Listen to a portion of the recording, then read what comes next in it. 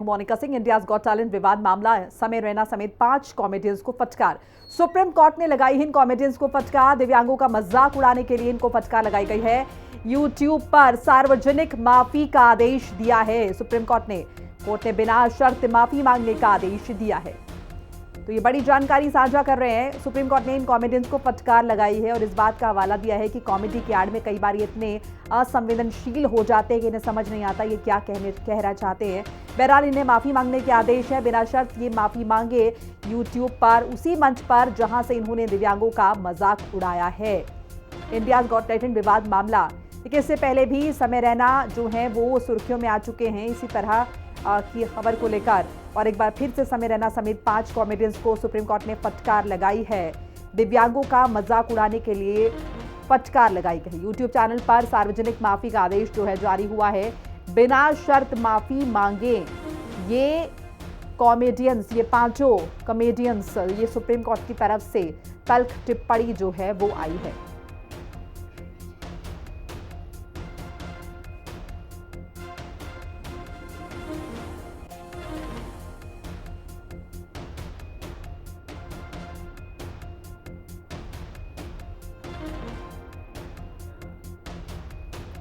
तो देखिए इन कॉमेडियंस पर आरोप जो हैं वो लगे हैं। यूट्यूब चैनल पर सार्वजनिक माफी का आदेश जो है वो जारी हुआ है। कोर्ट ने कहा है कि बिना शर्त माफी मांगे ये तमाम कॉमेडियन, सुप्रीम कोर्ट ने इन्हें फटकार लगाई है। इसके साथ साथ आपको ये भी विस्तार से बताएंगे कि आखिर इन कॉमेडियंस पर आरोप क्या है। सुप्रीम कोर्ट में जब ये तमाम कॉमेडियंस गए हैं तो इन पर आरोप क्या लगे हैं वो भी आपको विस्तृत तरीके से बताते चलेंगे।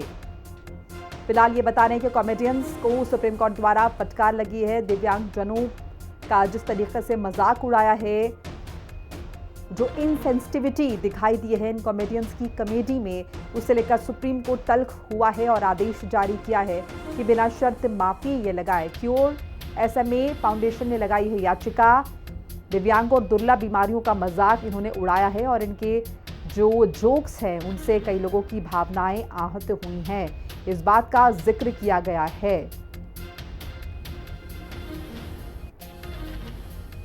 चलिए आपको बता रहे हैं कि सुप्रीम कोर्ट ने फटकार तो लगा दी है, लेकिन ये विवाद मामला क्या है, आखिर क्यों इन्हें माफी मांगने के लिए कहा गया है। तो देखिए क्योर SMA फाउंडेशन ने इन पर आरोप लगाया है और जिसके बाद अदालत ने कहा है कि सार्वजनिक तौर पर ये लोग माफी मांगे। कोर्ट ने कहा है कि बिना शर्त माफी मांगे। इन्होंने जिस तरह की टिप्पणी की है, जो उनके जोक्स रहे हैं वो काफ़ी इनसेंसिटिव रहे हैं। दिव्यांगों और दुर्लभ बीमारियों को लेकर उन्होंने मजाक बनाया है। इनके जो जोक्स हैं उनसे भावनाएं आहत हुई हैं लोगों की। और देखिए ये जो मामला इंडियाज गॉट टैलेंट विवाद से जोड़ा गया है, रणवीर अलाबादिया भी शामिल थे। कोर्ट ने इसे संवेदनशीलता का उल्लंघन माना है, यानी कि ये अपनी बातों में, अपने जोक्स में काफी इनसेंसिटिव दिखाई दी है। इस बात का जिक्र अदालत ने किया है। फ्रीडम ऑफ स्पीच को लेकर इसके बाद सवाल उठने लगे हैं कि ये जो बोलने की आजादी है इसका किस हद तक जो है मखौल उड़ाया जा रहा है या फिर यूं कहे कि दुरुपयोग किया जा रहा है। फ्रीडम ऑफ स्पीच के नाम पर आप क्या क्या कह जाते हैं, आपको इस बात का अंदाजा नहीं होता।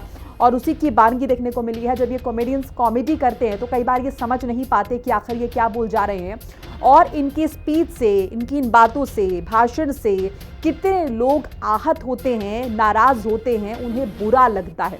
बहरहाल सर्वोच्च अदालत ने संज्ञान लिया है क्योंकि याचिका दायर हुई थी यहाँ पर, और कहा है कि बिना शर्त ये जो तमाम कॉमेडियंस हैं ये माफ़ी मांगे। जिस तरीके से इन्होंने जो जोक सुनाए हैं इनसे लोगों की भावनाएं आहत हुई हैं।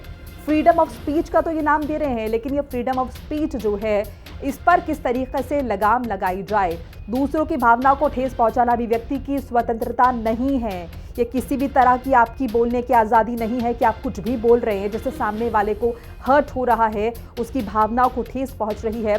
सोशल मीडिया के लिए नियामक दिशा निर्देशों पर विचार करने के लिए भी कहा गया है। सोशल मीडिया पर भी कुछ जो है दिशा निर्देश होने चाहिए, गाइडलाइंस होनी चाहिए, ताकि बोलने वाला सोच समझकर बोले। व्यावसायिक भाषण अभिव्यक्ति की स्वतंत्रता से अलग हैं। व्यावसायिक भाषण से किसी की भावनाएं आहत ना हो, इस बात का भी सुप्रीम कोर्ट ने जो है वो कहीं ना कहीं सजेशन दिया है, जिक्र किया है।